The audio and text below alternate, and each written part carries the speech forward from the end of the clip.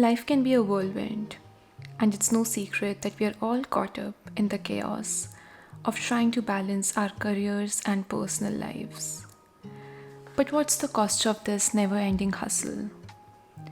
It's our mental health that often bears the brunt of it all. We push ourselves to the limit, barely taking a moment to catch our breath, and in the process, we forget to nurture our own well being. As someone who's been there, I know firsthand how easy it is to get swept up in the daily grind and neglect our own needs. But I've also learned that taking care of our mental health is just as important as taking care of our physical health. That is why today I want to share my story with you. I want to open up and talk about the challenges I've faced while juggling a full-time job and managing my mental health. I want to share the tips and strategies that have helped me navigate the ups and downs of life while still staying grounded and focused on what matters most. So let's dive in together and let me show you how you can take control of your mental health and find a balance that works for you. I can still feel the weight of exhaustion and pressure on my shoulders when I think about that time in my life. Every day felt like a never ending marathon, and I couldn't escape the feeling that I was falling short in everything I did. My mind was constantly racing, and my heart was always pounding. I couldn't even enjoy my hobbies or spend time with my loved ones without worrying about work and my never-ending to-do list. But through the struggle, I discovered some powerful methods and tools that helped me break free from the grip of anxiety and stress. And today I want to share those with you. Mindfulness is a practice that has been incredibly helpful for me in managing my anxiety. As someone who tends to worry a lot about the future and ruminate on past mistakes, mindfulness has allowed me to stay more present and focused on the present moment. I like to practice mindfulness meditation by finding a quiet place to sit and focusing on my breath. Whenever my mind starts to wander, which it often does, I gently bring it back to my breath. This practice has helped me become more aware of my thoughts and emotions without judgment and has significantly reduced my anxiety symptoms. Reframing negative thoughts is another technique that I've found to be very effective in managing my anxiety. For example, when I start to feel overwhelmed by the tasks on my to-do list, I often think to myself, I'll never get anything done. Instead of being stuck in this negative thought pattern, I try to reframe it by reminding myself that I've tackled busy days in the past and can do it again. By focusing on my strengths and capabilities, I'm able to approach the situation with a more positive mindset and feel less anxious as a result. Challenging irrational beliefs is another strategy that has helped me overcome anxiety. As someone who struggles with social anxiety, I used to be convinced that I had to be perfect in order to make a good impression on others. This belief would often leave me feeling paralyzed and unable to take action. However, I've since learned to challenge this belief by reminding myself that making mistakes is a natural part of the learning process. By embracing the idea that no one is perfect, I'm able to approach social situations with a much more relaxed and confident mindset.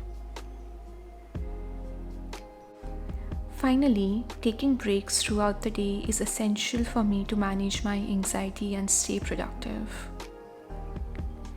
Whenever I start to feel overwhelmed or stressed, I take a short walk outside or practice some deep breathing exercises.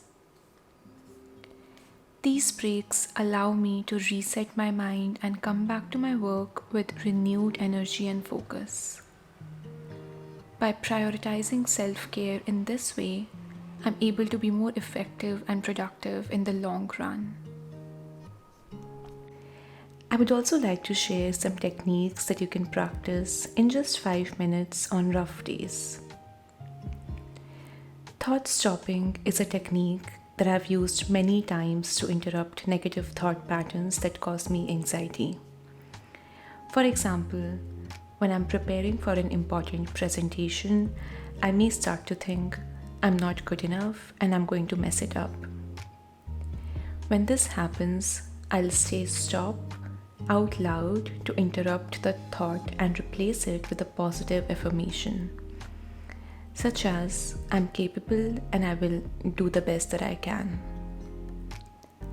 By practicing this technique regularly, I've been able to train my mind to stop negative thoughts in their tracks and replace them with more positive and empowering ones.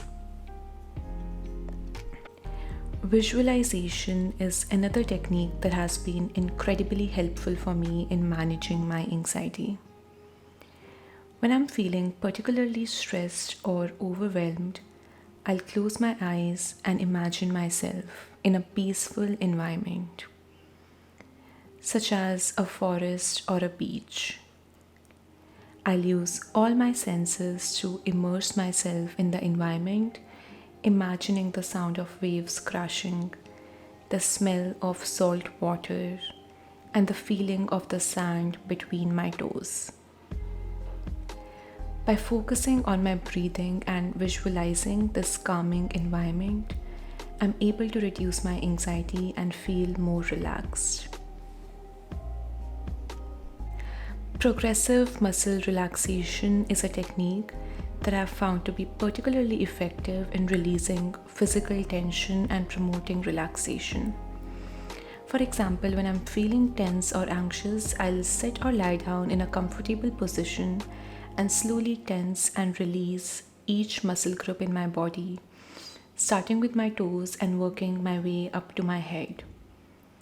By tensing each muscle group for a few seconds before releasing the tension, I'm able to feel a sense of release and relaxation throughout my body.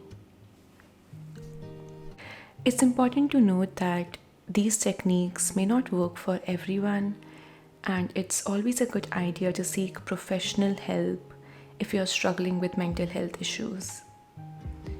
However, by trying out different techniques and finding what works best for you, you can develop a toolbox of strategies to manage your anxiety and improve your overall well being.